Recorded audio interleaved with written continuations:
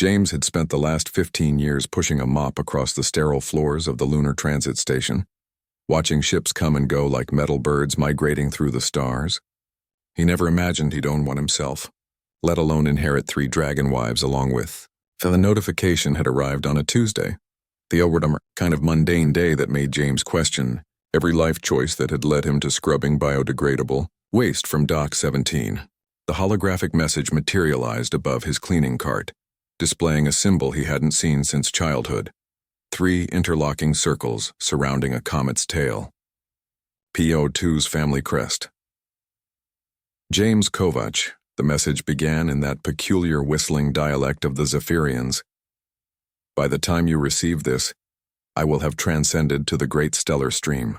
As my bonded friend from the days when your kind first reached beyond your pale moon, I bequeath to you my most precious possessions, the starship Void Dancer and the care of my 3 life partners, Silthra, Vixara, and Renasha. They have agreed to this arrangement. Treat them with the honor they deserve, old friend. Your childhood oath still binds. James stood frozen, suds dripping from his mop. P02, dead. The little alien who'd crashed in his backyard in rural Montana 30 years ago, who'd taught him to speak in frequencies humans shouldn't hear, who'd promised they'd explore the universe together someday, gone. The second shock came when he realized the dragon wives were arriving in 3 hours. Orla found him in the station's observation deck, staring at the docking manifests like they might offer escape. She worked intake processing, and they'd shared enough coffee break conversations for her to notice when James looked like reality had stopped making sense. "You look like you've seen a ghost," she said, sliding into the seat beside him. "Worse, I've inherited one. 3, actually." James showed her the message. Orla's green eyes widened as she read. "Dragon wives? James, the Draconians are one of the oldest spacefaring species in the galaxy. They're basically royalty. And P02 left you 3 of them? We made a blood oath when we were kids," James muttered. "I didn't think it would hold up in intergalactic law." "Everything holds up in intergalactic law if you use the right contracts," Orla said, her legal processing training kicking in. But why would P02 do this? James remembered long nights in his father's barn. P02's bioluminescent skin casting dancing shadows on the walls as they'd talked about honor, family, and the strange human concept of friendship that the Zephyrians found both primitive and profound. "Because P02 knew I'd never abandon them," James said quietly, "even if I don't understand what I'm supposed to do." The Void Dancer docked with a grace that belied its massive size. The ship was a marvel of Zephyrian engineering, all flowing curves and crystalline viewports that seemed to capture and bend starlight into ribbons of color. James stood at the airlock with Orla beside him. She'd insisted on coming, claiming someone needed to make sure he didn't accidentally insult 3 dragon aliens. The airlock hissed open. The first to emerge was Silthra.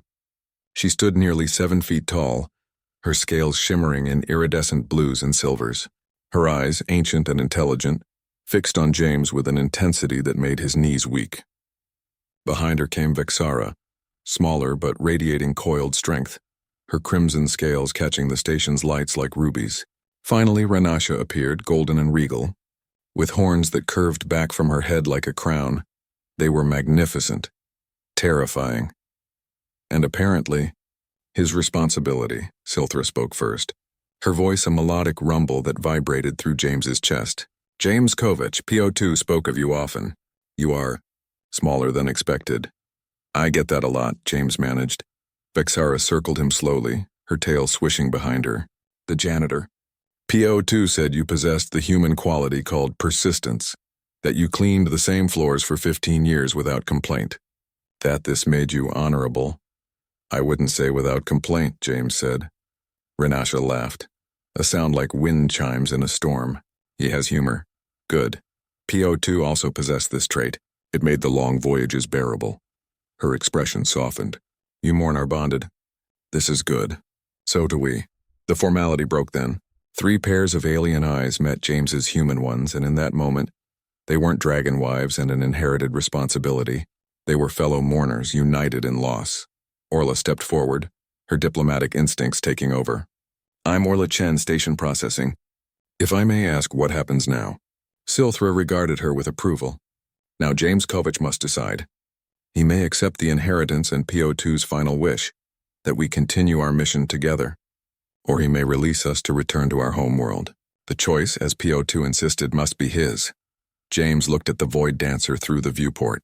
He looked at 3 dragon aliens who'd crossed the galaxy in grief. He looked at Orla, who raised an eyebrow as if to say, "What are you waiting for?" He thought of 15 years pushing a mop.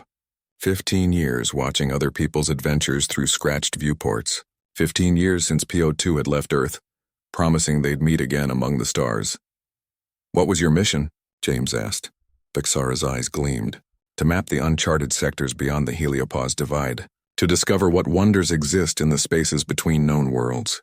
P02 believed humans should be part of this, that your species, for all its youth, possessed a reckless curiosity that would complement our ancient caution." "A janitor in space," James said, testing the words. Then stronger. "A janitor who knows how to fix things, maintain systems, and keep going when everything else breaks down." Rinasha smiled, revealing sharp teeth. P02 chose well. James extended his hand, an old Earth gesture. One by one, the dragon wives touched their clawed hands to his. The Void Dancer hummed to life behind them, responding to its new captain's acceptance. Orla grabbed his arm. "You're really doing this?" 15 years, Orla. 15 years of waiting for permission to live." James grinned. "I think P02 just gave it to me." As the station prepared the Void Dancer for departure, James Kovach, former janitor, inheritor of stars, and guardian of 3 dragon wives, took his first steps toward the ship that would carry him beyond everything he'd ever known. His childhood oath, it turned out, was just beginning.